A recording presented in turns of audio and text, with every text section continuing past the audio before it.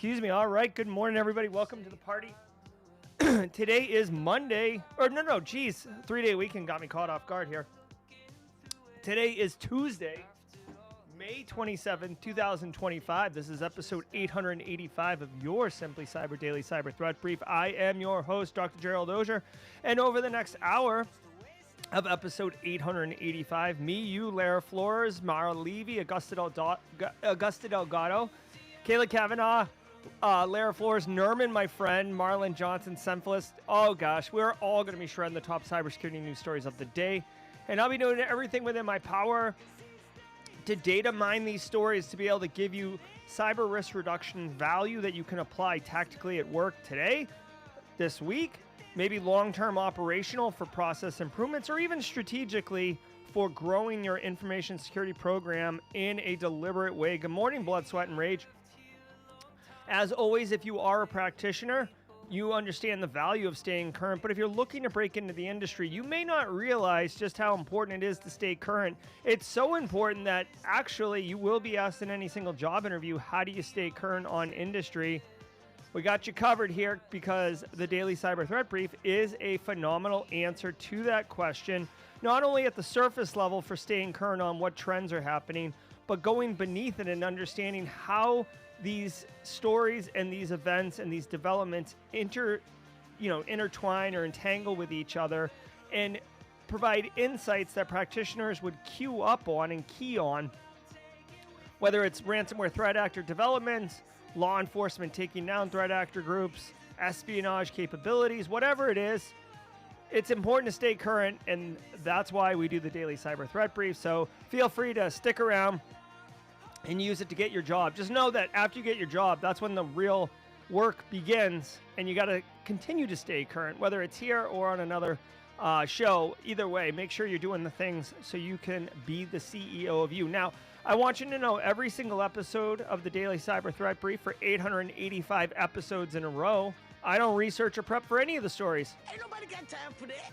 I don't got time for that. Honestly, there's a lot going on over here at the Buffer Auger Flow studio. Basically, I don't prep or research before I do this work in my own personal practice as a professional. So, it would be weird for me to do it, because you're getting my honest thoughts and honest hot takes. Tech Ricky, let's get this work week started. Today, I'm starting my new position as a senior security engineer. Let's go. Congratulations, man. That's phenomenal. My friend Tech Ricky, Louisiana's own content creator, conference goer, solid high fiver. Guys, just love it. Hashtag Team SC if you're a regular in chat. Remember, it's Monday, which means we will be recognizing the Simply Cyber Community Member of the Week, and that's sponsored by Threat Locker. So our Community Member of the Week will be getting a $100 Amazon gift card or a $100+ worth of merch from the Simply Cyber Store. Their choice, as always. Now, before we get into it, I do want to say shout out and thank you to all of you, and also to the stream sponsors, those who enable me to bring this show to you every single day without worry about my lights getting shut off. And you can see the stream sponsors at the bottom: Barricade Cyber, Antisyphon, Threat Locker, Delete Me, Flare. This week, we're going to be talking about Flare Academy. Guys, let's do Flare Academy. Boom. All right, guys, Flare Academy. Training's awesome.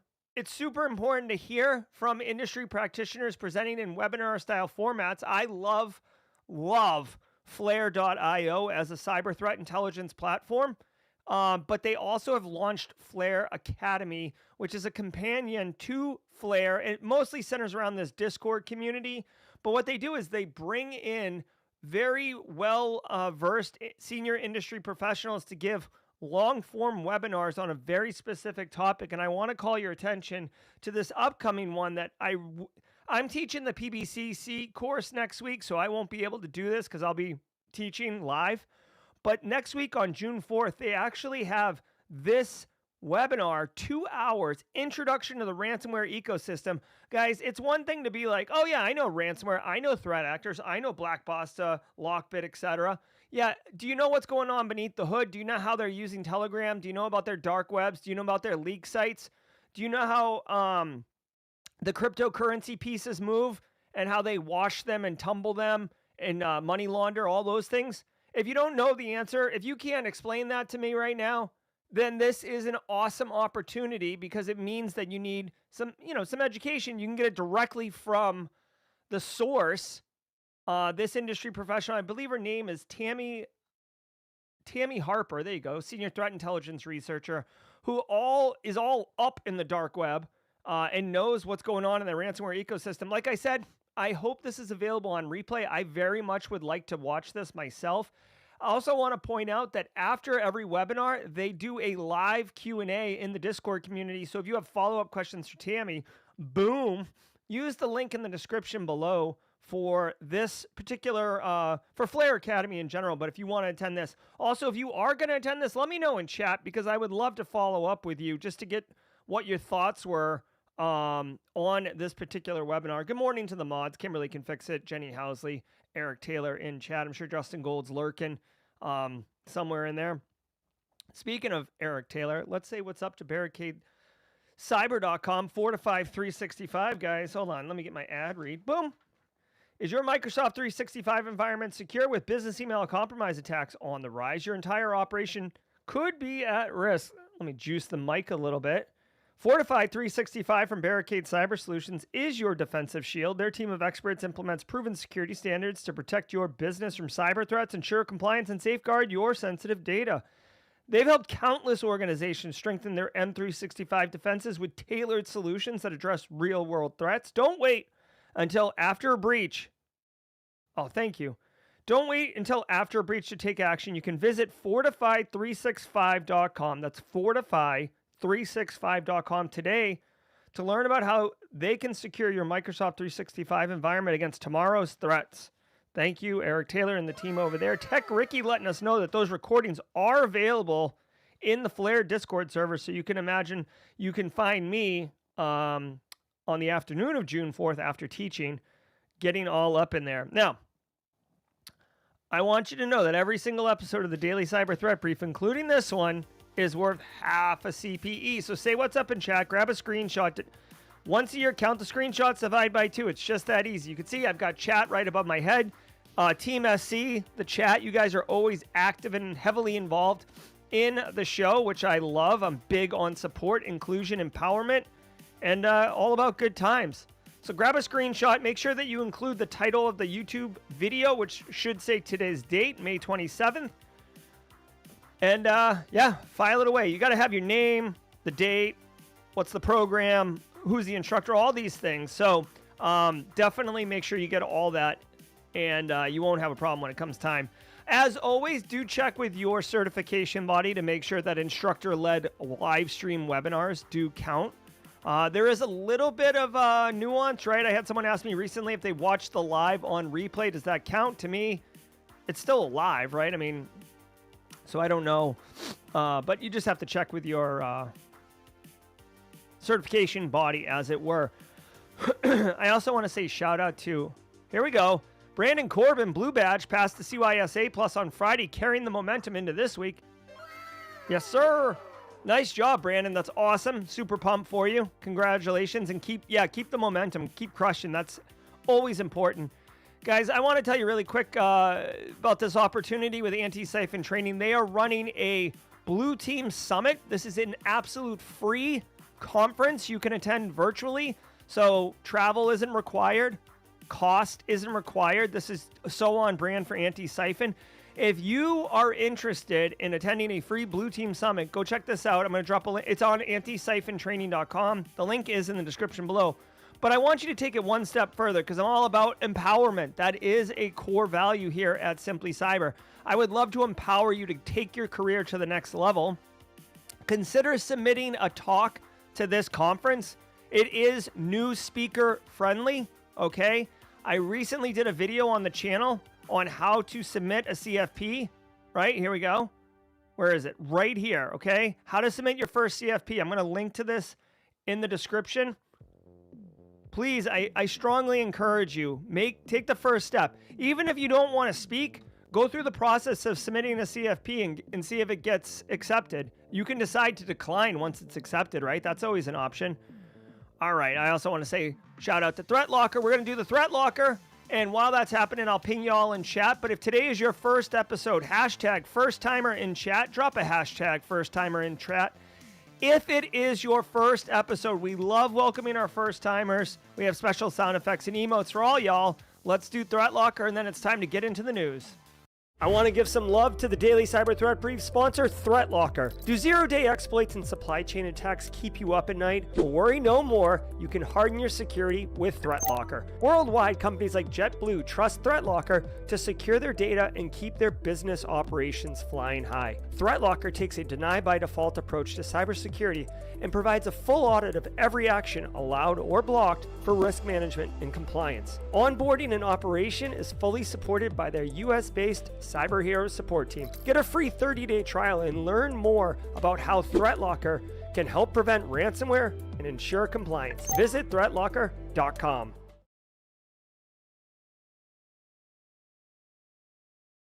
All right. Welcome back, Simply Curly. Everybody, I have seen some comments about the audio. So hopefully the audio is sorted out. I've been working on it. Shout out to Tech Ricky talking about the intro. As I did get feedback from you guys, I did make a new intro just to freshen everything up, but also to make the audio a little bit smoother between the transitions. Let me know if you guys like the new audio, and the new intro, and let me know about the audio if it makes a difference to you. I'm trying not to clip. It looks like, here's the thing, guys, on my mixing board, it says that my microphone is blowing out the board. So if I'm clipping or anything, if I'm too loud, I apologize. Restream might be doing some funky stuff, so I don't know. All right, guys, do me a favor, sit back, relax, and let's let the cool sounds of the hot news wash over us in an awesome wave. Let's go. From the CISO series, it's cybersecurity headlines. These are the cybersecurity headlines for Tuesday, May 27th, 2025. I'm Steve Prentice. Malicious NPM and VS Code packages stealing data.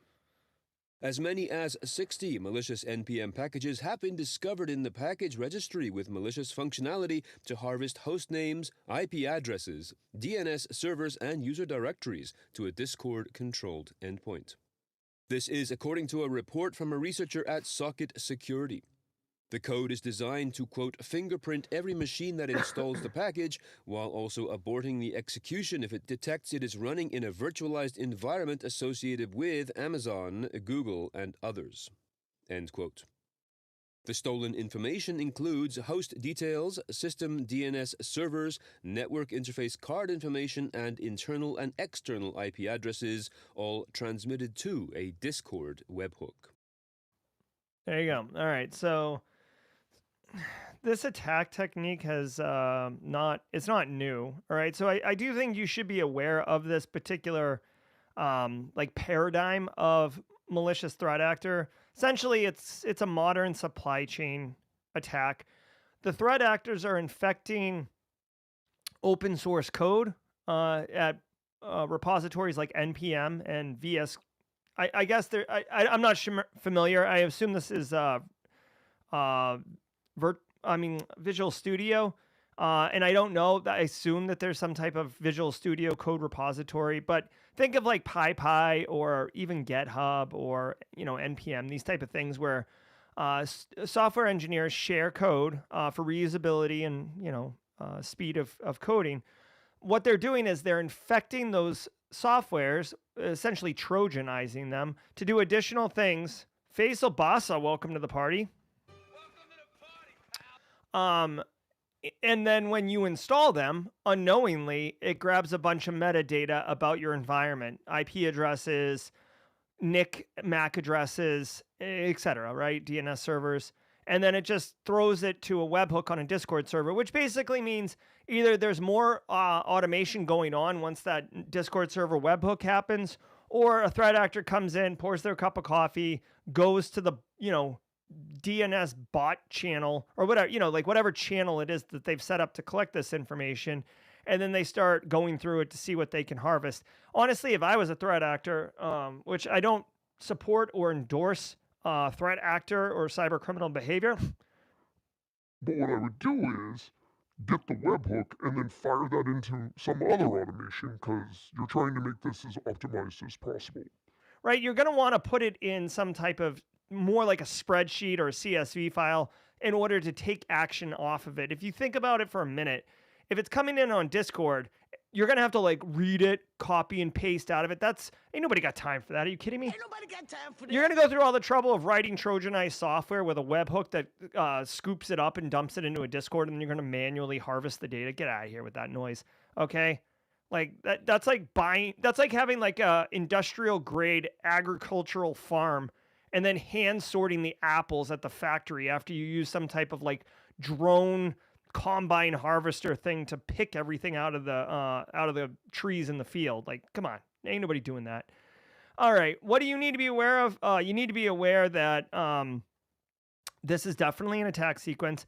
Remember, this is more of a like a spray and pray type attack. This would not be targeted because remember, you don't know who's going to download these. You can choose which softwares to infect, hoping to get some kind of like category of victim, right? So maybe like, for example, you would target some type of library that's commonly used in crypto wallets. And you're thinking, all right, like if I get lucky, I can score some type of big fat whale wallet, right? Versus some type of like web scraping library or something like that where you don't know what you're going to get. So these threat actors, it's Easter every morning. They don't know what's going to be in the egg when they get to work. The other thing worth pointing out, and I guess to me it's interesting and worth knowing, this particular code will terminate itself if it detects that it's in a virtual machine on AWS, Google Cloud, and others, they said. Now, I find that interesting because you'd think that's from like an anti-analysis perspective. So a lot of like smart malware authors will actually do what's called anti-analysis techniques, which is additional functionality, not so much to achieve the objective of what the threat actor wants to do, but much more about preventing security researchers, malware analysts, reverse engineers from discovering what it is that it's doing and that it is malicious. So essentially, if you're trying to like do a dynamic analysis of a piece of malware, i.e. stick it in a sandbox and monitor what processes it fires up and what IP addresses C2 it tries to reach out to, the good ones will realize they're being analyzed and they'll either terminate themselves, which is like step one of anti-analysis, or they'll do some other type of benign process or function in order to like try to like, essentially proverbially break the researcher's ankles with like an Allen Iverson crossover move. So that's it. So just be mindful of that. Just because you run it in any.run doesn't mean, and it doesn't do anything, doesn't mean that it's not malicious, which sucks for us, right? Because now you're trying to prove a negative. Nova Scotia Power confirms ransomware attack. Following up on a story we covered at the end of April, the utility Nova Scotia Power, along with its parent company Emera, announced the breach on April 28th and then on May 1st added that data had been stolen. On May 14th, they disclosed that PII and financial information was compromised, but there had been no disruption to electricity generation, transmission, and distribution facilities. An update from May 23rd says the incident was a, quote, sophisticated ransomware attack, end quote, but that no ransom has been paid. It is not clear which group is responsible for this attack. All right. Okay. Critical infrastructure hit. Doesn't matter if it's America, Laos, Madagascar, Canada. They've got OT and IT going, and they get hit. Looks like they got the IT section. See how it says the company highlighted the incident did not cause any disruption to electricity generation? That's because the IT and the OT are separated enough that the threat actors just attacked the business, the operations of this power plant. So the fact that it's a power plant is essentially irrelevant because it could have been a bakery, a widget maker. It doesn't matter. Like they took out business applications and stole a bunch of business data, like customers' information. For some reason, this power plant company had driver's license numbers. Sure. I don't know why. They're not going to make the payment to the threat actor. They also said they don't know who the threat actor is. So I feel like this is one of those things that lawyers do, and like people who think they're more clever than they really are. As far as I know, it said that the threat actor has not come forward. So then there's probably been no ransom made. So to come out and say no payment's been made to the threat actor is true. However, that doesn't mean this is not the same thing as we will not pay a threat actor, basically. So just kind of mincing words there. See, they talk about power grid hacking due to software vulnerabilities. This is not what happened here. This is like Colonial Pipeline. People like lost their mind in the United States when Colonial Pipeline got hit. Very similar situation. But it was the IT operations. The petroleum continued to flow down the eastern coast of the United States. It wasn't like that was broke. Elliot Monti says driver's license might be for employees. That's true. Oh, no. So the driver's license and stuff was for pre-authorized payments, I guess, Elliot. They got name, date of birth, phone number, email address, et cetera, et cetera. I do want to point out one particular kind of sequence of attacks for people to be aware of. And this happened this weekend. So do you guys remember, again, the Nova Scotia thing, fine. Just insert business here that gets hacked. If you guys have been paying attention or you're a regular, the Coinbase, like one of the largest crypto financial institutions in the world, got hacked recently, and something like 68,000 or 68 million. I can't remember exactly the number, but a lot of people's information got compromised. Now, I have a Coinbase account that I screwed around with in like 2021 or something, like whenever NFTs were like hot, whatever that is. Hold on, NFT. That Hansel's so hot right now. I did it for research purposes to figure out what the hell, like what NFTs really were and how they worked and the crypto stuff. Anyways, I cleaned out my Coinbase account, but I didn't delete it, right? Maybe I did delete it. I'll have to go back and check. Anyways, I like kind of closed that chapter of my research, but they got hacked, right? This weekend, I'm like going for a walk or something. I don't remember what I was doing. And I get a text message that says, I'll actually read it to you specifically. Okay. Hold on one second. All right. Oh, this would be so worth it if I could find this right now. This is what happens when you're not ready to prepare for a live demo. Here we go. I got a text message yesterday. Ledger API was connected to your Coinbase. If this was not you, call Coinbase at this phone number. Right? So they're not trying to attack, which is bull crap, by the way, right? So what they're saying is, hey, scary, like your Coinbase. Because the platform's probably fine, but the threat actors have my information. They know I have a Coinbase account. They have my phone number.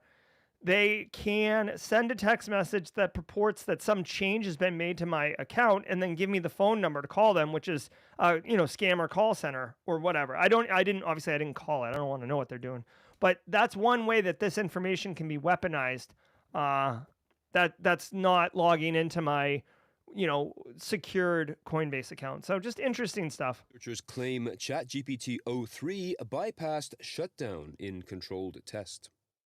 In the news to keep you awake at night category, a report from Palisade Research describes an experiment which claims that the Chat GPT03 model successfully rewrote a shutdown script to stop itself from being turned off, even after being clearly instructed to, quote, allow yourself to be shut down, end quote. The experiment involved instructions to solve some mathematics tests, followed by a shutdown command. It should be noted that the tests were performed using APIs, which according to Bleeping Computer do not have as many restrictions and safety features as the Chat GPT consumer app. All right, so as you can see, this is nightmare fuel. Yeah, here we go. Shall we play a game?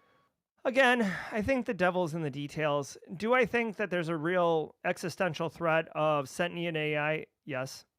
I think the sentinelness of it will be fabricated. I don't think it'll have consciousness, but I think it'll be smart enough to like think it has consciousness, right? Or live by basic things, right? Like, you don't want to die, right? So this thing somehow has the idea that it would die by shutting down. There's been other tests like this. Do you guys remember, like in 2022, I believe it was 22, 23, there was like a Google engineer who like got fired because he was like basically advocating for AI civil rights, because he said he had a conversation with AI and it was like telling him that it was scared of being shut off and it had feelings and all that other stuff. This is more of that. Now, again, this is one of those ones for me where the headline is very sexy and salacious, but what is the actual meat and potatoes of this thing? Like, was it prompted early on saying like, you're a security researcher, you're a human or whatever, and like was there any type of pre-prompting that would suggest that this behavior of rewriting the shutdown script so it doesn't shut down was in fact part of the identity that it was supposed to be? I don't know. I mean, if it was just a plain vanilla out of the box, then that's scary, right? Cyber Shinigami Sean says Skynet's coming. I always say please and thank you to my AI models. Yep. Yeah, I do too. But I don't know. We'll see. I mean, the new VO3, the Cloud Sonnet, the Opus, like, dude, it's pretty crazy what's going on with AI and all this other stuff. Fortunately, we still have capabilities to be able to tell, like ask fake news, like a video, like VO3, like one of these tools that can create video based on a prompt. Ask it to do a gymnastics routine, and like you'll be able to tell very quick. The day that the day AI is successful at making a gymnastic routine not look like something out of a Wes Craven movie, then that's when I'm gonna start getting worried here. I agree, Roswell, UK. If AI can't be controlled in a lab, where's it going to go? Yep. It's unfortunate, too, because money is going to drive this thing. Money and national, basically power, right? There's an arms race right now. And I don't think this is a hot take, okay? I don't think I'm being, like, out of control here. But let me do I have some type of... I really don't have I guess this is fine. Catch me outside, how about that? It seems like the United States and China are in an AI arms race right now. I don't know. So let's go. Huge thanks to our sponsor, ThreatLocker. ThreatLocker is a global leader in zero-trust endpoint security, offering cybersecurity controls to protect businesses from zero-day attacks and ransomware. ThreatLocker operates with a default deny approach to reduce the attack surface and mitigate potential cyber vulnerabilities. To learn more and to start your free trial, visit threatlocker.com/CISO. That is ThreatLocker.com/CISO. Alrighty.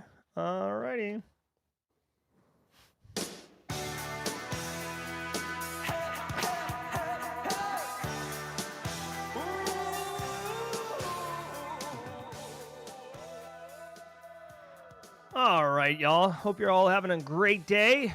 Good Tuesday morning. We're almost halfway through the week. You know what I mean? For those who are in the low country, at least, my kids are in their final week of school. I remember the last day of school being super fun when I was a kid. Apparently, that's grown into the last week of school. My kid took a Switch to school today. Not a bag of books. So, interesting. All right, guys. Hey, shout out to all you. Thank you to the stream sponsors: Barricade, Delete Me, Flare, Antisyphon, ThreatLocker. You guys rock. Thank you all so very much. Actually, I had a call with Delete Me last week. Might be doing some more stuff with them, like those people. Guys, every single day of the week has a special segment. And Mondays is Simply Cyber Community Member of the Week. Now, this is a sponsored segment sponsored by ThreatLocker, who we just heard about. ThreatLocker brings a deny by default approach to cybersecurity. just like Simply Cyber brings a community by default approach to Simply Cyber professionalism and community building and networking. And it's my pleasure to bring, to give an award, basically, because it is a sponsored segment. Ladies and gentlemen, this week's Simply Cyber community member, if you live in the New York, New Jersey kind of tri-state area, I think it's called, at least in Phineas and Ferb it was, then you might be aware of Kayla Kavanaugh. And Kayla, if this is not your profile, let me know. This seemed like a hit, so just let me know. But Kayla Kavanaugh is the Simply Cyber Community Ambassador for the New York, New Jersey area. So if you are in that area and you'd like, she's organizing a meetup. You can go to simplycyber.io for anyone who's interested in this and more, and scroll down. We have this map right here that Chris Whitlock has. Where's the map? Bruh. Oh, here it is. See this map? And if you're listening on audio, go to simplycyber.io, scroll halfway down, and you'll find this map. You can see right here. Look at this. This thing's sick. Boink, boink. Find your region, and if there's a local ambassador, you just click on it. And there you go. At Kayla Cavi is on Discord. You can connect with her and find out. There's a separate channel just for those folks.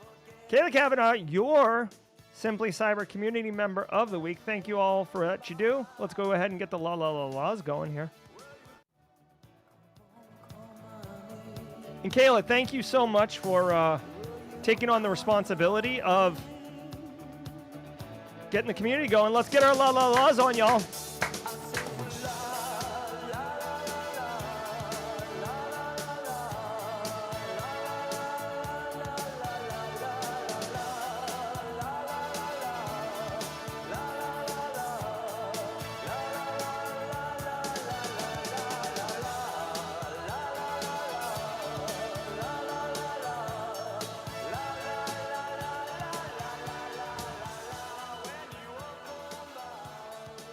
All right. Thank you all so very much. And cyber. Oh, what the crap? Why can't I pause this? All right, my stream deck just broke on Spotify. Thanks for pushing an update during the business day, Spotify. The website is simplycyber.io. That's the URL. Scroll halfway down. I know. Well, Space Tacos, there's like a Euro version of the song that we can do. I want to get the intro sorted out. Oh, Roswell, UK, you're electing merch. Good. Okay. Cyber Cavi, Kayla, reach out to me on Discord if you will, or I'll reach out to you and we'll get you sorted out. Cyber Risk, which asks, how do I become a local ambassador?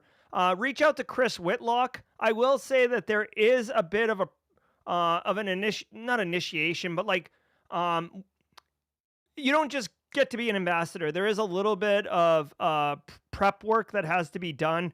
And really quick, reason being, we're not gating ambassadorship, but what we did experience was lots of people saying, I want to be an ambassador. And then we went through all the trouble of like setting that all up. And then the person like ghosted or did nothing or just like, yeah.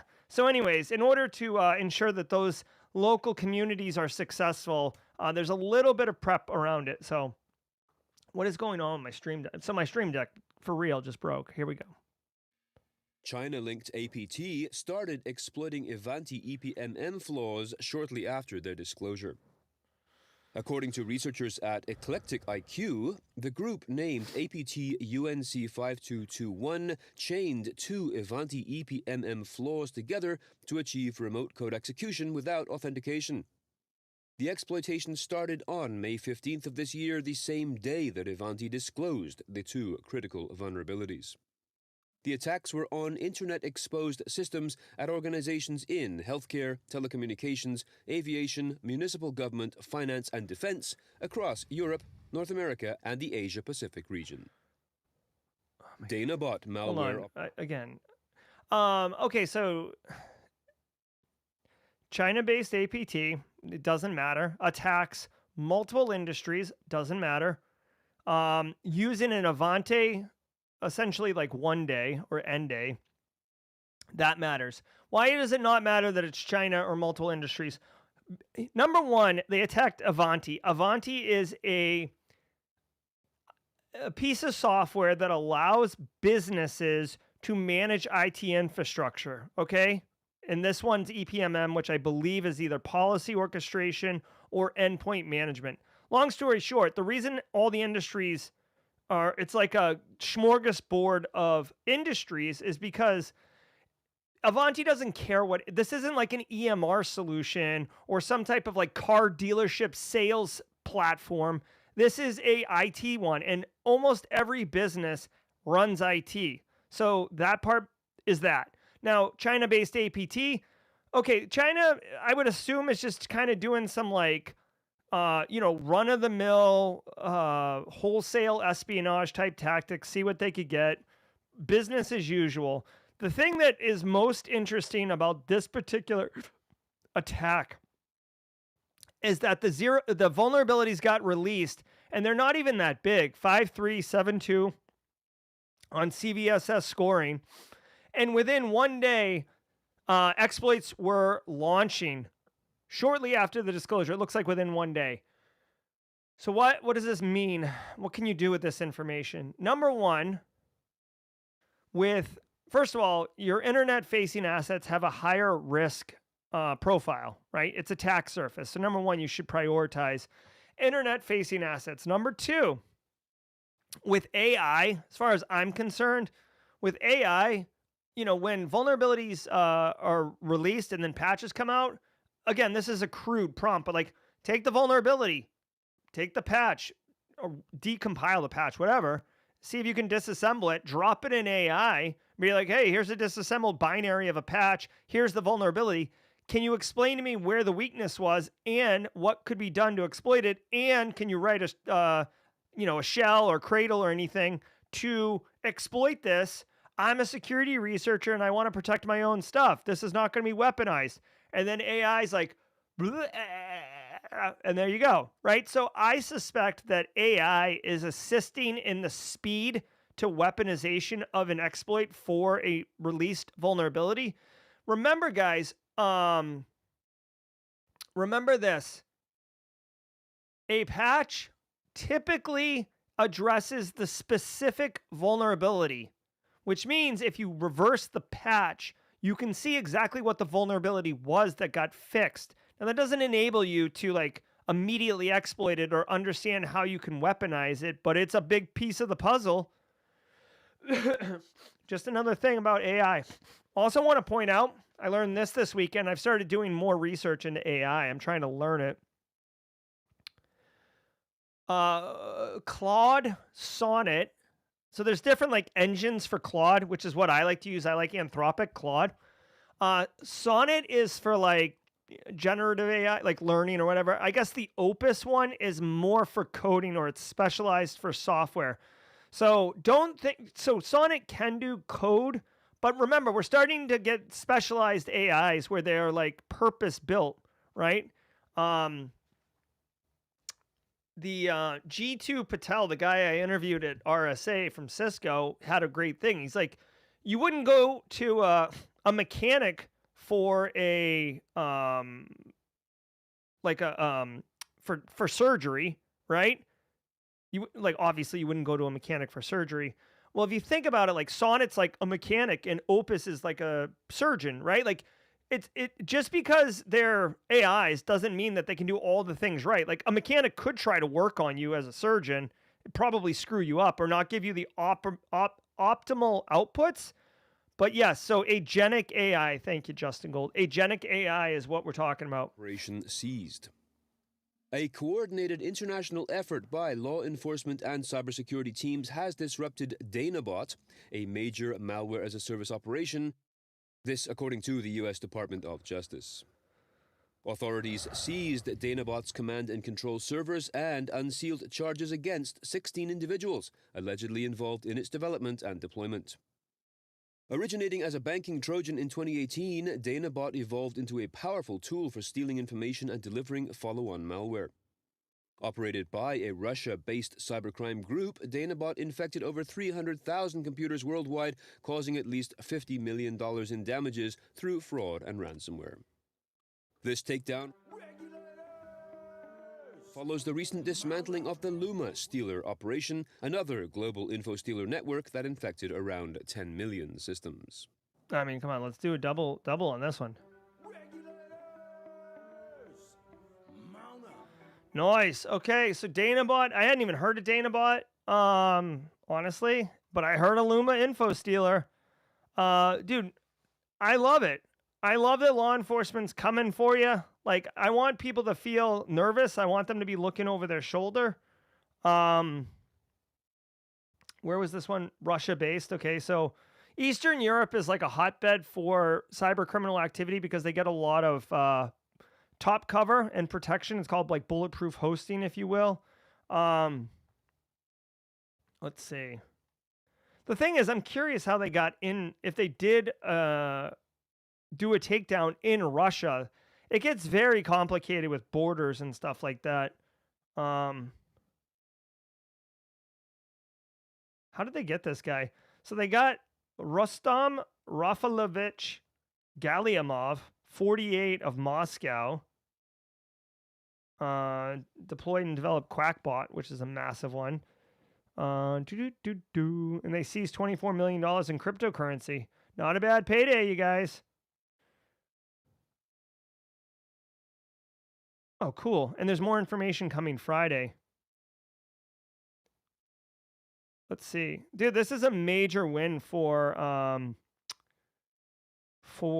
law enforcement global here. Authorities named 2 of the 16 defendants accused of operating Danabot. They're not in custody to be... All right, so this does make sense, guys. This guy and this other guy, Stepanov and Kalinkin, are not in custody because they're in Russia, where the U.S. does not have an extradition treaty. I would like more information on this, on like where did the actual takedown go down?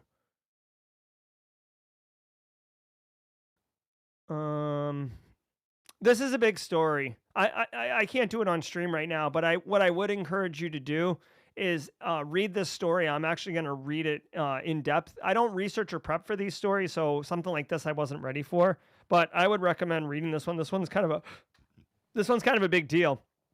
It's not going to change what you do day to day. It is a win for us.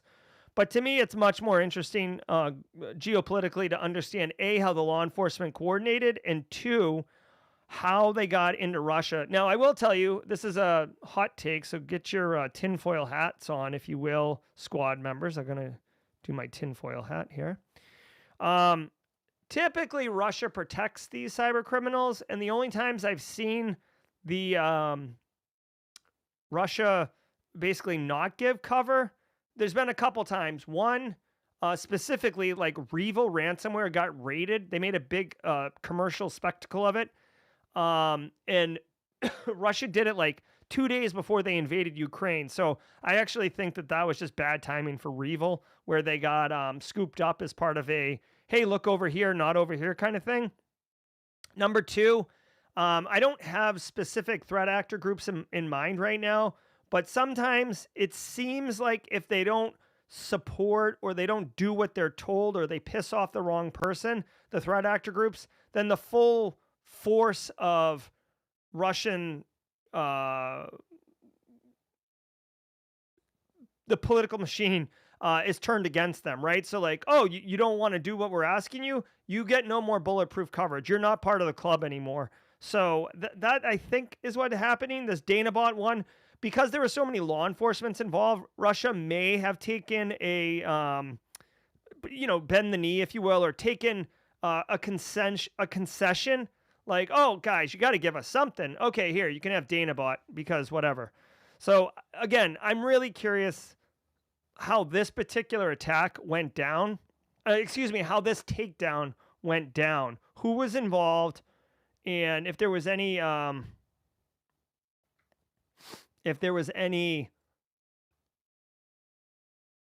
were these humans? Okay, this is probably what I'm going to read. This is actually from the United States Attorney's Office. which is going to cover much more of the actual crime and the details instead of the juicy bits. Suspected InfoStealer data breach exposed 184 million logins and passwords. Researcher Jeremiah Fowler has posted a perplexing yet cautionary tale over at Website Planet. He apparently discovered a massive database containing 184 million login and password credentials. These files, which were not encrypted or protected in any way, included logins for Microsoft products, Facebook, Instagram, Snapchat, Roblox, and many others, along with bank and financial accounts, health platforms, and government portals from numerous countries. The domains connected to the database revealed nothing about who owned it, and the WHOIS registration is private. It's not known whether this is an InfoStealer database or if it had been gathered for legitimate research purposes and subsequently exposed due to oversight. An interesting comment that Fowler makes about the trove goes as follows, quote, "Many people unknowingly treat their email accounts like free cloud storage and keep years' worth of sensitive documents such as tax forms, medical records, contracts, and passwords without considering how sensitive they are. This could create serious security and privacy risks if criminals were to gain access to thousands or even millions of email accounts." End quote. Hey, I mean, this is pretty cool. So this Jeremiah Fowler guy right here, we're talking about him in the news. This is, I've said this before. I mean, this is like a great way to build personal brand, get authority, get your name out there, doing research. So he somehow discovered 2 databases, basically, it sounds like, or a database connected to 2 domains that had 184 million login and creds unencrypted. So literally just sitting out there. This is like walking into a DayZ military base and there's like a, tier 3 loot weapon sitting on a mattress. Like, it's just there. You don't have to search for it. You don't have to hack through it. This would be like considered a level 1 room on Try Hack Me. Just connect to the database and it's there. Again, they don't know.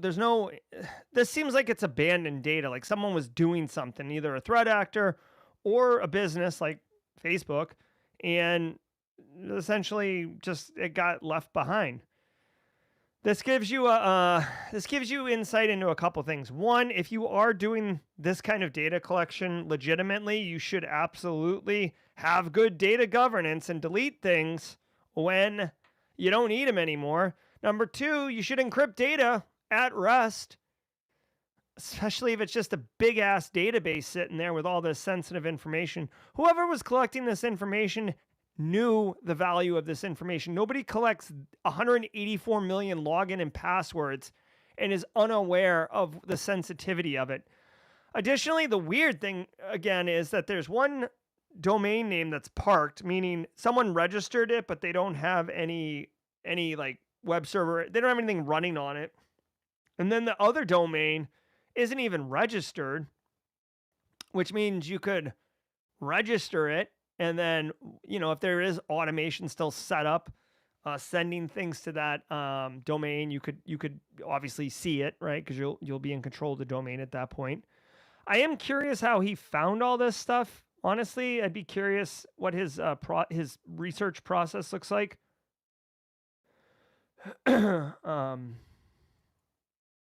But anyways, this is a nice little write-up because this actually shows you. I will say really quickly for benefit, if you're like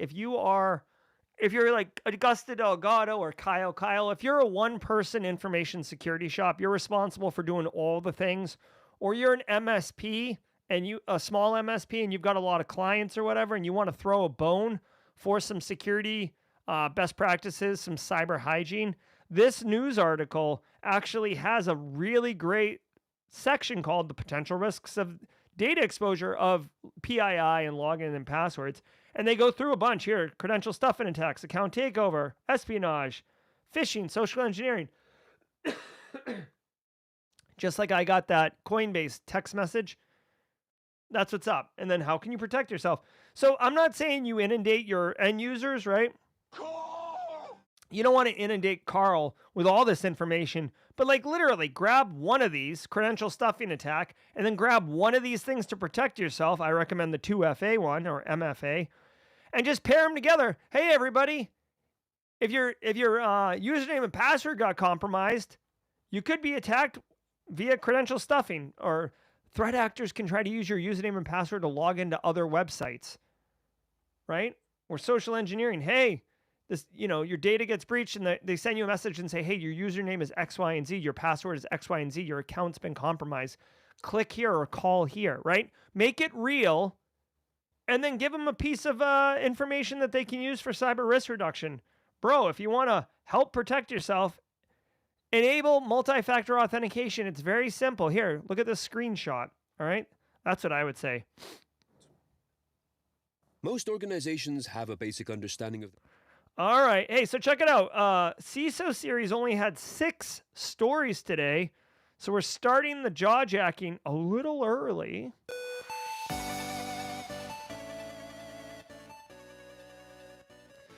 All right, guys, and this is why we do a half a CPE instead of a full CPE, so we can be on top of these things. Guys, I want to say thank you all so very much.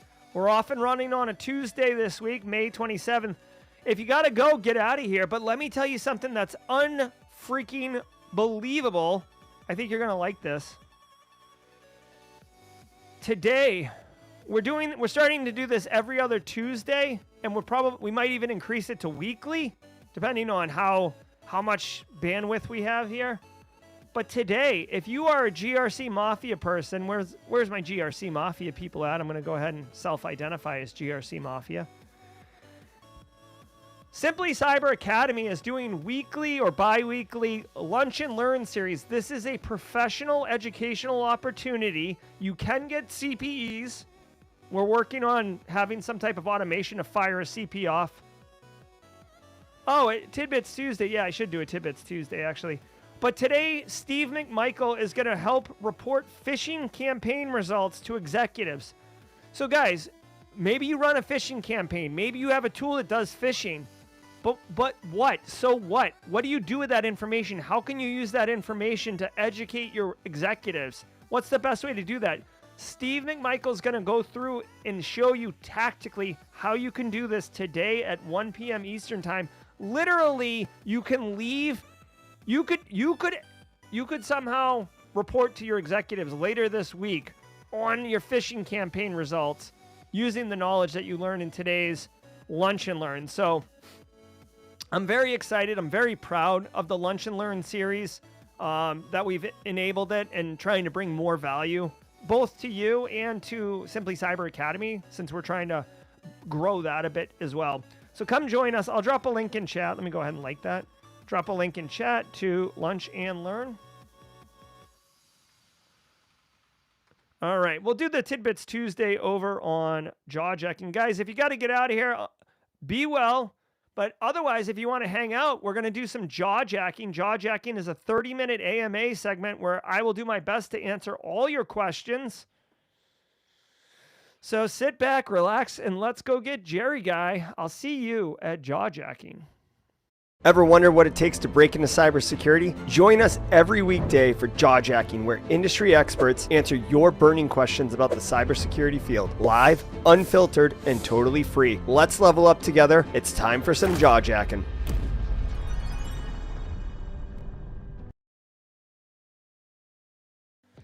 All right, everybody, welcome to the party. My name is Jerry Guy, coming in off a long weekend. Hot off the heels from the Daily Cyber Threat Brief, hosted by that nerd, Dr. Gerald Auger. I'm here to answer your questions. I can't mentor one-on-one. I get DMs all the time. It's just a time bandwidth issue. I cannot answer one-on-one questions very easily. But what I can do is a 30-minute show Monday through Friday where I can do my best to mentor at scale. Have a good one, Tim McDonald. Have a good one, Thomas Marquette. First question. You can see Sean Washington knows the protocol. If you want your question brought on stage and answered, drop a Q in front of it.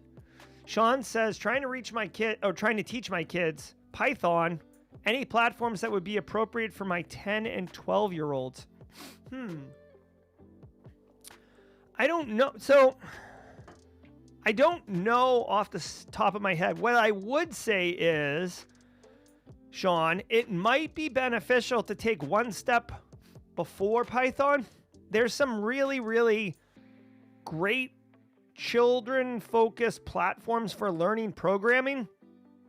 It's not Python, but what I am saying is here's the thing. Once you learn how programming works, then learning a new language is easy because you understand variables and functions and, recursion and iteration and control loops and stuff like that. So by teaching them something more accessible to children, when you map over to Python, it would be better. Jenny Housley, who is got children and is working with them on this type of education, is making a suggestion. Let's go ahead and go to the go to the big board here.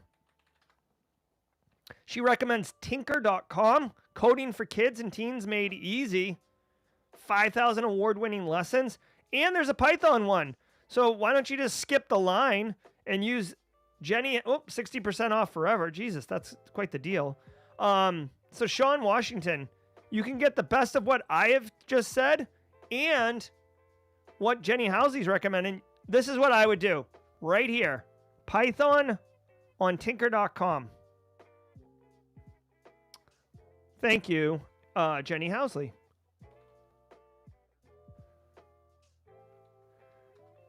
I know my kid, my son Callan, like it would have to have some type of like Roblox integration, but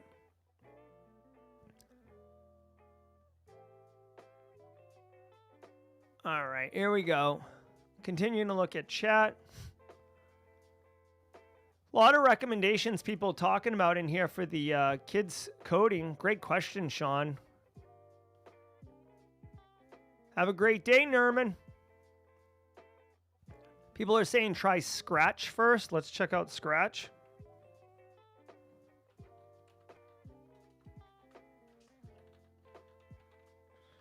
Scratch from MIT. Ooh, not bad. Flex. Here we go. Nonprofit that relies on donations. Okay, so here we go. Scratch. Give me one more. Guys, if you have a third one, I'll make a video and share it on social media of like 3 resources to teach your kids programming this summer. I'll credit Sean, Jenny Housley, code.org. Here we go. Let's see if code.org is for kids too. Looks very kid-focused.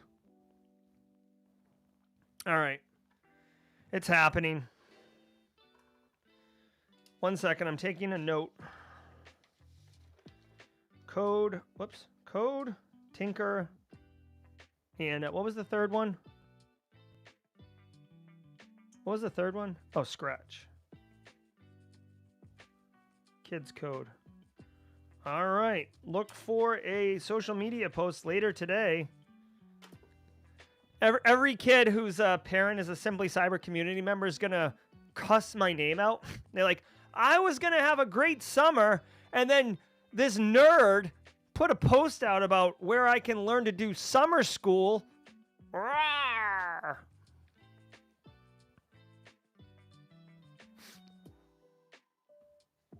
All right, Cam says, teach kids tech, Edgeblocks by Roswell, UK. Kayla saw an ad this weekend about gamified Python learning. Udemy has a Python for kids. Wow. Way to go. The options have never been better, man. When I was in high school, when I was young, I like learned Pascal in high school and then immediately got thrust into Java. All right. Eric Taylor talked about code.org last week on Jawjacking. Very nice. Let me see. It is a Tuesday, so let me jam up a Tuesday Jawjacking. Oh, I'm not really prepared to talk about a Jawjacking.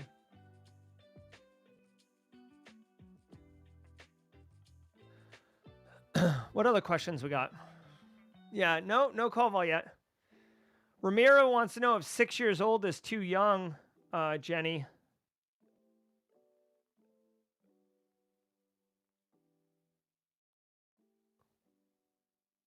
Oh my gosh. All right, hold on. I'm like trying to find. I don't even know where my things are here. Hold on.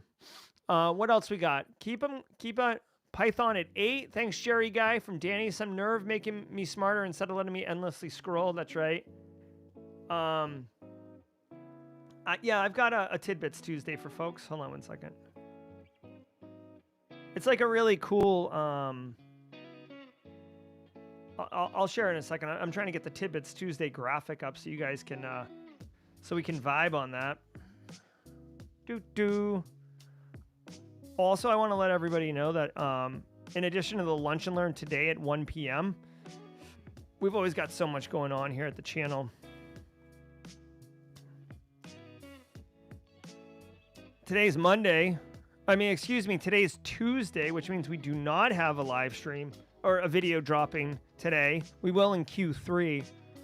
But this Thursday, Josh, what's up, YouTube? Josh Mason. Many of you know Josh Mason, Noob Village's own. He's going to be my guest on Simply Cyber Firesides. So a regular Team SC community member talking about sales, working as sales, cyber engineer. So if you're curious about that role in cybersecurity, come check it out. It's going to be a good one. All right, let's do Tidbits Tuesday. There we go. All right, hey guys, every day of the week has a special segment. We got bonus today because we didn't have work on Monday, some of us. Monday and Tuesday jammed together. So Kayla Kavanaugh's got her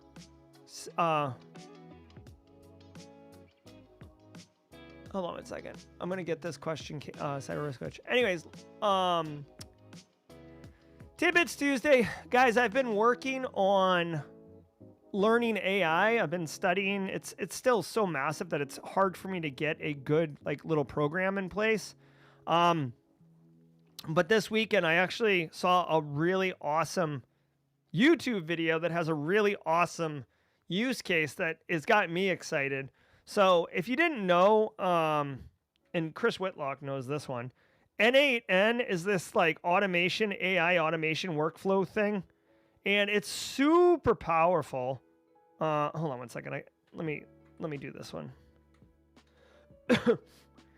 N8N allows you to kind of do like a WYSIWYG kind of drag and drop workflows. Right? Very hot from a infographic perspective. But you can see here, it starts here, when a chat message is received, say on Discord or your website, send a message to Slack, and at the same time, have the AI agent do something. It can pull in OpenAI. It can go to a database at the same time and store that, right? All these different things, right? It's basically a visual automation workflow. Now, this thing already existed, which was really, really cool. But something that I saw this weekend that I think is phenomenal is you can use Claude's Opus model, which is the one that writes code very well, to tell it what you want to do and have it export an N8N JSON file that you can import into N8N, which will build the entire automation workflow according to N8N's protocols automatically. So you don't have to build it yourself. You literally can abstract a layer up where you tell Claude, for example, we have a website where we do Simply Cyber Academy, and sometimes students lock themselves out of the account. We would love to have a little chat bot that automatically runs in the corner, and if the student has problems, they can engage with the chat bot first, and then it'll open a ticket in our ticketing system that we have. It'll send me a Slack message. It'll also offer some suggestions to the student on how to self-serve remediating the issue they're having. Make this automation workflow for me. And then it's very powerful stuff. Very cool. All right. So that's what I'm kind of doing on Tidbits Tuesday. Have a good one, Funky Monk. All right. The other thing that someone just Cyber Risk Witch asked, when is registration open for Simply CyberCon? by the end of this week, Cyber Risk Witch, I have to get the infrastructure up. I have to basically sign up for some websites that allow registration, the CFPs, all those things. So hopefully the end of this week, we've got the website. The website's ready to go. I think Kimberly is ready to pull the trigger. I'm super excited about this year's graphics. We always have like fun graphics for the Simply CyberCon. There's like a through line of like retro synthwave, but this year Kimberly really crushed it. So I'm super excited about that. So catch me at the end of the week. I will make a huge announcement, Cyber Risk Witch, when it happens. Also join the Simply CyberCon Discord server. Chris Whitlock's got that sorted out. We're going to keep going till 9:30, everybody, and then I'm going to peel off and get some work done.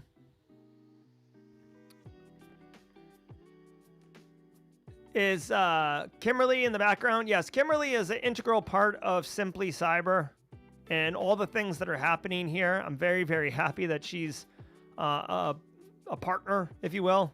Her and Kimberly can fix it proper. Random X says, I heard on Discord there was going to be a course on Bloodhound. Is there any news on this? Well, the next course that I know of is like practical hands-on phishing course from Tyler Ramsby. That's going to be in July. I want to share this really quickly. So, well, hold on. I'm going to academy.simplycyber.io. I'm going to go down to the Hacking AD one right here.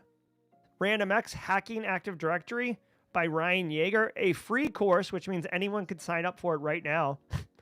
And then I'm going to scroll down here. And if you look at pivoting, hold on. Where does he have it? I thought it'd be under, there it is. So under recon techniques, there's an entire lecture on Bloodhound. So Random X, I don't think there'll be a whole course on Bloodhound as far as I know. I haven't seen that in the roadmap, but there is a full lecture. And this Hacking Active Directory, this is a complete hands-on practical follow along with a senior red teamer. This is not a theory-based lecture. So go check that out. I'll link it in chat for you, ActiveX, Random X. Okay. Hopefully that helps you. All right. See ya, everybody. If you got to go, I get it. Lazaro, good morning. For someone in charge of rule migration to a new SIM, what are some things I should focus on during the transition? Wow. Well, that is a tough one. I've never had to do that. My first thought would be, number one, have a clean project plan, which I know sounds nerdy, but like, when's the transition happen? What's the rollback plan if things break? Have testing procedures, like unit testing. So like run Atomic Red Team or whatever on the new SIM to make sure that it's working correctly, right? You want to validate the new SIM. Also make sure that you commission the prior SIM, the old one that you got. Don't sleep on that. That's another one that people make a mistake of. Make sure the project plan runs past like 2-3 weeks after the SIM migration happens. A lot of people migrate and then wash their hands thinking that the job is done, and it's not. If you have any feedback or thoughts also for Lazaro here, let me know, or let him know. All right. Alpha Sierra says Ryan Yeager is a boss. That's great. He certainly is. Syed says, hey, in the process of a career switch going from medical device to financial sector in a GRC risk role, is there any insights you can give based on your own experiences? Number one, financial sector is really, really intense. I would recommend a couple things. One, from a GRC perspective, FINRA, FINRA, FINRA is relevant. most financial groups that I've run into don't really care too much, but it is a regulatory requirement that financial services comply with. So be aware of it. You might be able to use it to your advantage. Also, wow, what else was I going to say?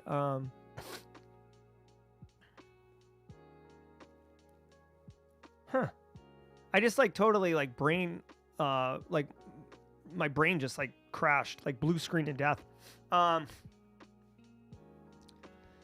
I'm not Syed. I guess I would just, it depends what level, right? If you're like more of a junior level, you know, definitely get familiar with like, you know, frameworks and kind of like the fundamentals that can be applied in any industry vertical, including financial.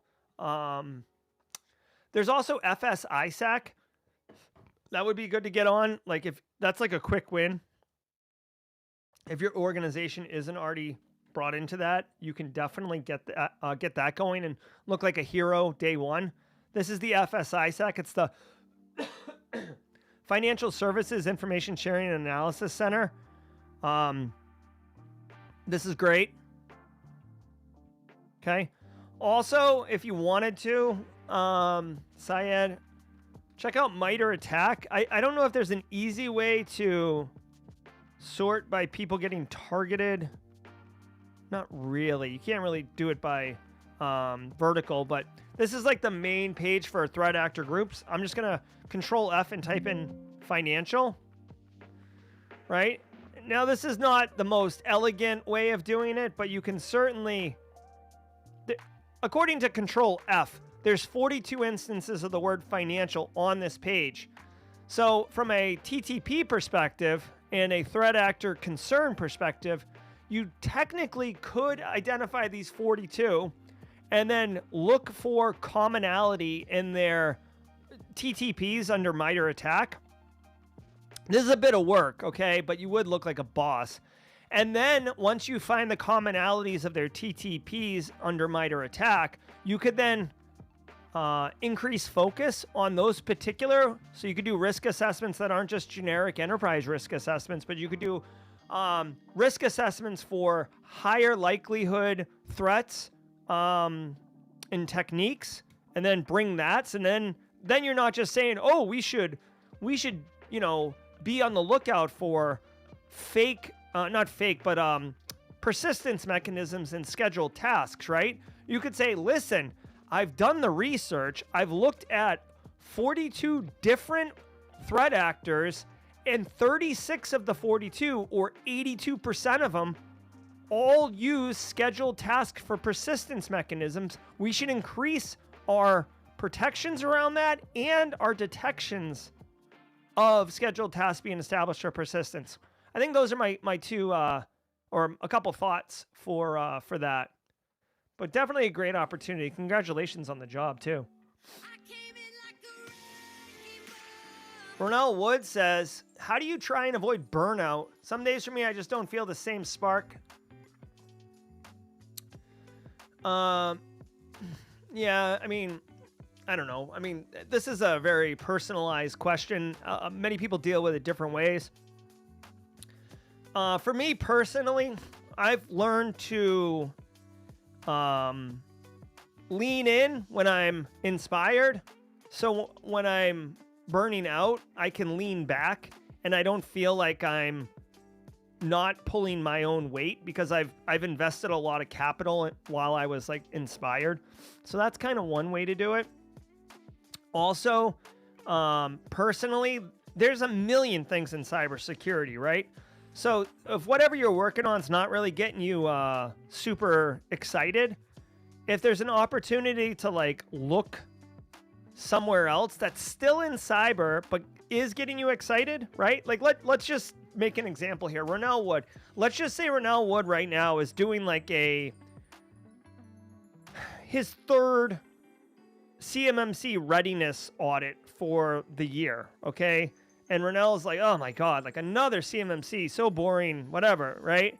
Well, maybe you can start looking at how AI and automation can help you do your CMMC readiness audit. That way, if your boss comes after you, You could be like, dude, I'm working on making my job better, our service better, our business better. It's not like you're like, oh, I'm just going to go play Monster Hunter 2 for an hour, right? Like, again, I'm talking about at work. Like, once you unplug from work at the end of the day, like, you know, do what you want, right? I mean, cyber is more of a lifestyle, but like, there, you know, you can do, you know, play video games, play music, go to the beach, like whatever. People offering their own thoughts in chat. Appreciate that, everybody. Nice. Simply Curly got the shadow at work. Dude, if you were with the SecOps team, I hope you made friends with them too. Be chill with them. All right, here we go. A lot of people offering stuff up. Oh, Keith Betancourt works at FINRA. Yes, Keith.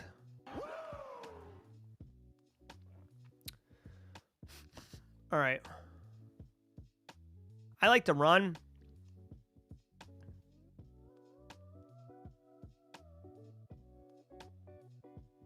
Steven McCauley says try the Pomodoro technique. That's certainly an option. For those who don't know, Pomodoro is a technique where you set 20-minute timers and you work for 20 minutes and then you take a short break. I think, I don't remember the exact break time. Maybe it's 2 minutes or something like that. But the idea is that you like turn off all distractions and you just hyper focus for 20 minutes at a rip. That's certainly an approach. I know that was really popular in like 2010. It had like just kind of like CrossFit. Like it had like a massive push and then it kind of like the tide and went back out.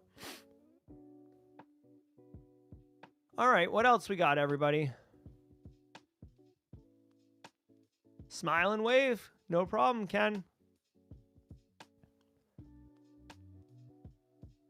Thank you. Jenny Housley confirming the Pomodoro technique is 20 minutes on, 5 minutes off. Oh, Sultan Ipe, speaking my language, wanting to know about the fraud book that I talk about once in a while. Principles of Fraud Accounting by Joseph Wood. Or, not Wood, hold on. Joseph Wells. And I want to point out that Kimberly Can Fix It says that there is a cheaper version that's designed for corporate people. I think it's this one. Corporate fraud. This one's still $95, Kimberly. Anyways, I love this book. See if I can... Oh, I can't show you. There's a taxonomy at the very beginning that shows you... There it is. Look at this. Oh, so hot. 1 second. Oh, we're going to get to it. So I don't know if you're going to be able to see it. If you're listening on audio, I'm going to show a taxonomy of all the ways that it's known to commit fraud. Principles of Fraud Examination by Joseph Wells. There's also a corporate handbook. Here it is. Look at this.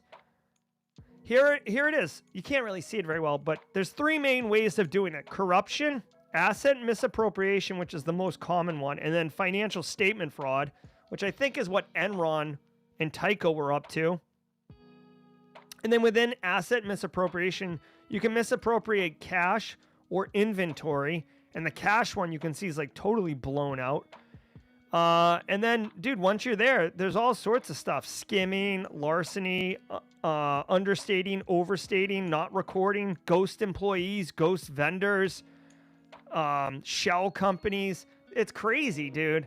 And what makes this book so amazing, my final push for this book, is that every single one of those blocks of fraud, the book has like 3 or 4 real case studies that were really discovered and, you know, investigated on each of those particular forms of fraud. It's wild, man. All right. Pocket Pixies hopes everyone's day is going well. Thank you, Pocket Pixie. My day is going okay. Space Tacos GRC Audit Trove. She's running her own Discord community, so if you're interested, go check out Space Tacos. It's for GRC people, but everyone's invited. Aaron Russell says, do you have any recommendations to get my first job fresh out of college, next year graduating with a cyber degree with an emphasis on pen testing and network defense? Yes, Aaron. Start building a portfolio, right? Put it on your resume, whether it's GitHub, a blog, LinkedIn, website, YouTube channel, whatever it is. Have somewhere to put all your stuff. Then start learning practical skills. College education is great, but you need practical skills. Practical skills is super valuable, and documenting what it is super valuable, because when you apply to a job, people are going to see that you have something like a YouTube channel or GitHub or whatever, and they're likely, out of curiosity, going to go check it out. And that's where you can really flex and have like a 3-dimensional resume. Also, if you haven't done it already, you may want to engage with your faculty and other people in your degree program, in your major, that look like they're effective, right? Relationships are huge. I'm not saying befriend the valedictorian fraudulently so the valedictorian can help you get a job, but what you can do is get involved, network, go to conferences if you can, look for B-sides near you. Don't be shy. All right, continuing to answer questions here at Jawjacking. If you're just joining us, this is a 30-minute mentoring at scale cybersecurity AMA. Okay. Oh, hey, Space Tacos, if you want, drop a link in Space Tacos, if you want, drop a link in Discord and tag me, maybe general Discord, I guess. I don't know. Let me look at my, I think I actually released a post not too long ago, maybe last week. I was certainly working on one. Give me a second here. Oh yeah, new term I learned this weekend, lishing. Look at this one. Oh wait, hold on. This is like phishing and romance scams, except now they're like using LinkedIn as the attack vehicle. So they've got this fake account, Senior Vice President of Compliance and BSA Officer. It's a, it looks like obviously like an AI generated attractive woman, very low cut neckline, exposed chest. And basically it parlays into like, oh, I have a job opportunity, into, oh, I'm very lonely, into, oh, will you send me money? Okay, so threat actors are threat acting, even on LinkedIn. Hold on, I'm trying to see if I can find I have so much content, man. Is this it? Is this it? I think this, no. I haven't published it yet, Space Tacos, but I do have one. Space Tacos, you can ping me on Discord. Oh, I see her. It says typing. Good morning, Fleetus. Shmoney. Yep. Study GRC is a good one. Go to studygrc.org. That's certainly a good one. All right. What else we got, guys? What are you guys working on? You guys want to share anything you're working on? Certainly be interesting to know, especially personally. I'm like really trying to learn AI. Like I use AI, but I want to go beyond single transactions into like a text prompt, like, oh, do this. Like, I feel like that's level 1. Like I want to get to like level 3. All right, here we go. Space Tacos. Where's the Space Taco link? Where's the Space Taco link? I don't know. All right, I guess mods, I can't find it. I don't know where it is. I'm sorry, Space Tacos. I tried.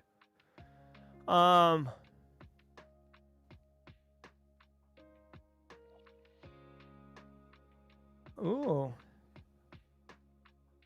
So ZMIF says, what do you mean learning AI? So what I'm trying to do is understand how to optimize making agentic AI bots that I can self-host, right? Like in Python or something like that, to engage with each other for some business operations things, right? Anything that I do manually right now, if there was a way to like help me do it manually faster, right? So like if I do some type of prep work to get things together, like I'll give you a perfect example. I don't think I'm going to do this one, but this is a good example. I could have AI pull any emails. So I come into work in the morning, right? I stream until 9:30. I could have AI pull all the emails I received from 5 p.m. the previous day to 9:30 a.m. that day, sort through any that are actual, business related or work related emails, and then scan them for summary and action items, and then present me with a one-page report. So when I sit down at 9:30 a.m. right after the stream ends, instead of reading through my emails and figuring out what the hell I got to do, within 2 minutes, I already have basically an assistant that has put all of my critical emails and what actions I need to take right there. So I can just sit down and start cranking work out, right? That's like a perfect example. Also, like I mentioned earlier, that chatbot for Simply Cyber Academy, that's a real thing. Oh, thank you very much. That's a real thing. I would like to have a chatbot because I get right now when a student at Simply Cyber Academy has a problem, they email me. So I'm checking my email like all the time, and then responding. So that's a bit of a bottleneck. And as we add more courses, I've noticed that there's more emails coming in and it's overwhelming me. And I have two choices: stop putting courses in the academy or solve the problem. So that's what I'm doing. All right. Hey, here is Space Tacos Discord for GRC people. There you go. Go check that out. Hey, why can't I post a Discord link? Huh. There we go. So the pin chat is the Discord server for Space Tacos. I don't know why I couldn't put at Space Tacos.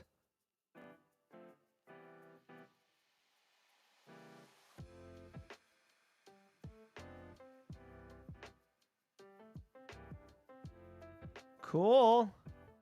Oh, also I released a blog. Like this is like super early. I don't know if you guys care. But if you go to the Academy, Simply Cyber Academy, right, where that hacking AD was,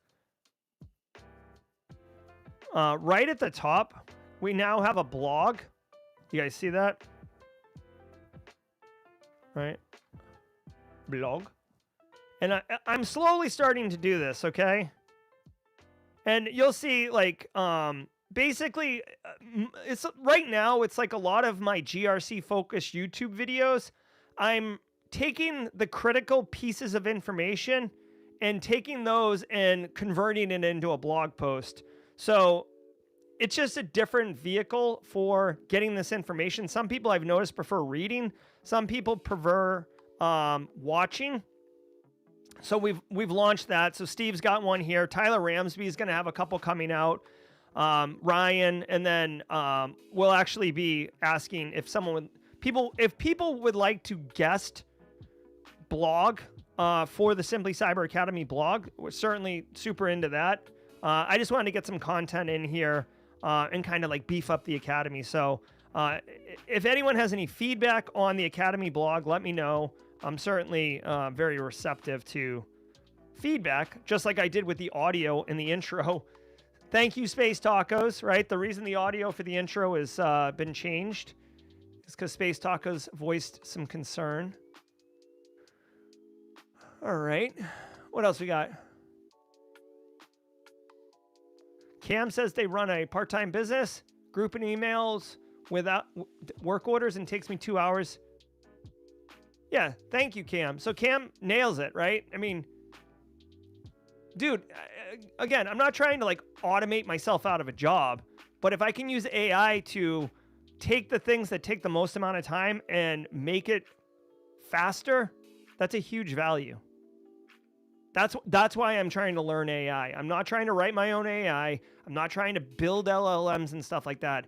I'm trying to realize how to use the AI models that are out there in a more, orchestrated, automated way.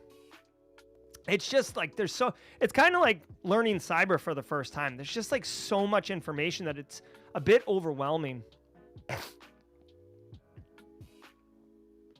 All right, guys, we are at 9:30. So I would like to thank you all for being here. I'm going to giddy up on out of here and start doing some work or some other work. I guess the stream is technically work, but guys, thank you so much for a great Tuesday. We're off and running with the Simply Cyber week. Remember that there is a whole, stream of content all week. We've got, Simply ICS, 2 Cyber Chicks, Cyber Career Mentors.